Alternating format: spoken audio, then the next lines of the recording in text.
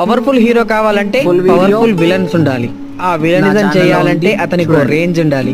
Cutout నుంచి stretcher వరకు next లెవెల్లో ఉంటేనే ఆ స్ట్రాంగ్ హీరోకు ఈ విలన్ పోటీగా కనిపిస్తాడు. లేదంటే హీరోయిజమే తేలిపోతుంది. ఇక బాలకృష్ణ లాంటి హీరోకు విలన్ అంటే ఇంకో రేంజ్ లో కనిపించాలి.